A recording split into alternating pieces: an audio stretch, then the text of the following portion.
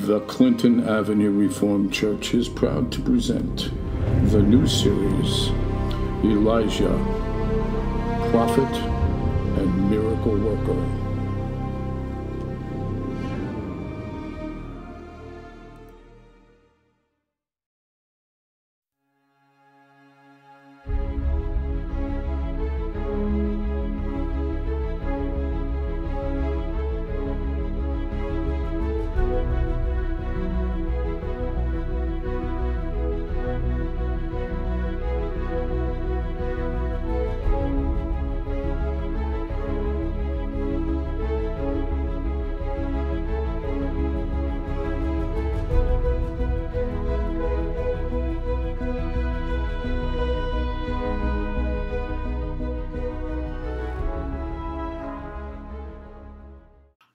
Welcome back, my friends. I'm so glad you're here again to hear about the stories of Elisha. Actually, there's only two more left. Elisha's going to tell you one today, and he's going to tell you another one next week. After that, we're going to start a new series of Bible stories.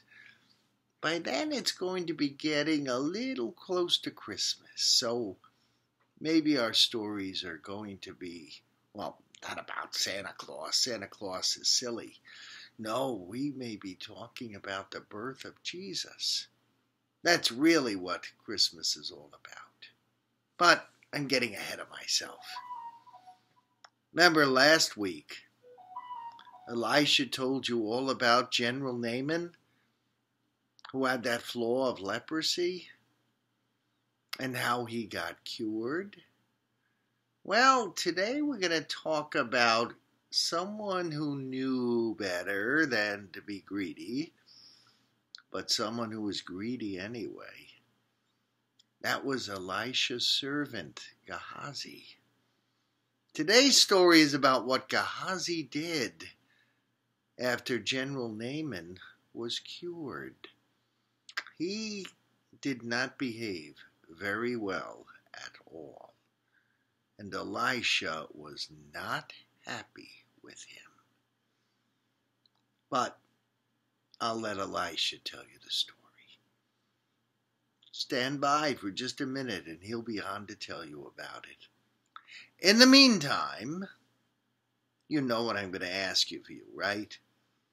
I'm going to ask you to share this on Facebook, make comments on it, and also to invite all your friends to watch these Bible stories.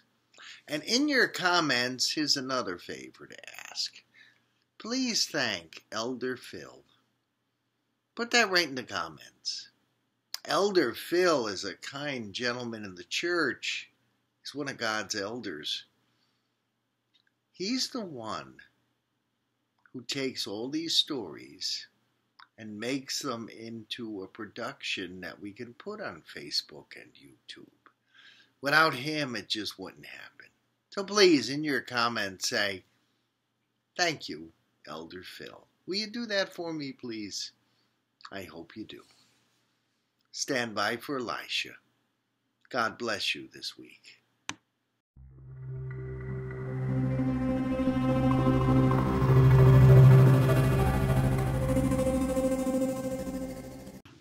Hello again, my young friends. I'm glad you're back to hear another story of my exploits. Of course, I'm Elisha the prophet, and I've been telling you these stories for weeks. I'm happy you're here. I'm a little sad because next week is my final story with you.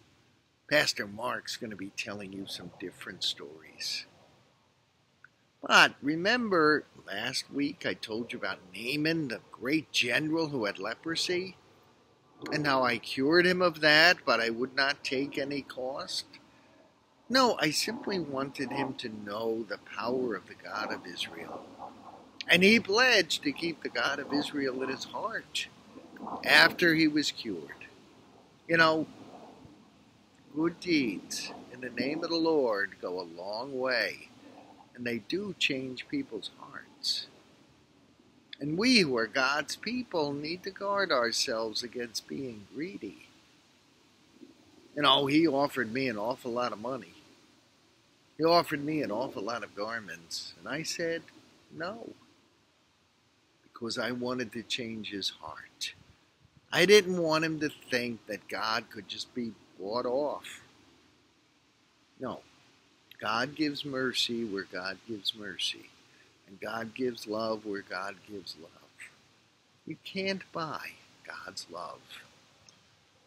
Well, my servant Gehazi, he didn't quite learn that message. I was very, very disappointed in him. See, after Naaman left and I hadn't taken any payment, Gehazi was pretty upset. Because remember, Naaman had been an enemy of Israel's and done raids into our land. So, when he thought I wasn't looking, now, I'm a prophet. How am I not going to see what's going on? And how is God not going to see what's going on? Really? Everything we do, God is watching. And God speaks to me because I'm a prophet. Well, when Gehazi thought I wasn't looking, he set out after Naaman. He traveled as fast as he could on a donkey. And he got to Naaman. And he said, Naaman, Naaman. Elisha changed his mind. He's got a whole bunch of unexpected guests. And he needs money to feed them and clothe them and things like that. He changed his mind. He really does want to get paid for what he did.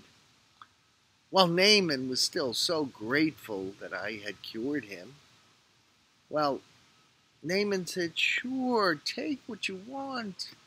And he gave my servant Gehazi, who thought I wasn't going to find out what he was up to, a whole bunch of expensive garments, and more important for Gehazi, gave him a chest of precious, precious money.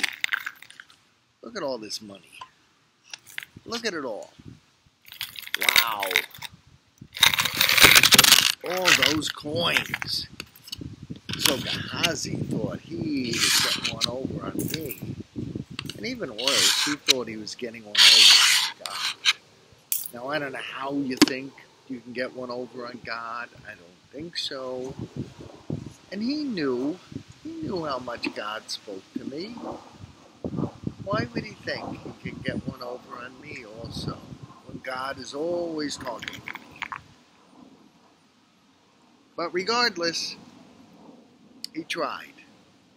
And when he thought I wouldn't know, he carried those coins and those garments back to our house. Now, we have a shed behind the house to keep tools and other things in. He dug a hole there, and he hid those garments and the coins. Well, God was telling me all about what Gehazi was doing. You can't hide from God.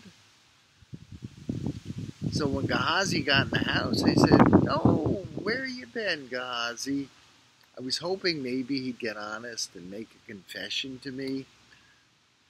If we've done something wrong, it's always better to confess. But he said, oh, I've been nowhere, just kind of wandering around. I said, Gehazi, are you sure you haven't been somewhere? He said, no, not me. What are you getting at? I've just been lollygagging around. It's twice he had the opportunity to confess. Twice he did not take it. So I said, Gehazi, I know exactly where you were. God's Spirit showed me you talking to Naaman. God's Spirit showed me how you took money and garments from him. God's Spirit showed me where you hid them in the shed. Guess what, Gehazi? Because you did that robbery, and because you lied about it, and because you thought you were going to trick me and trick God, well, Remember the leprosy that Naaman had, that he was washed clear of?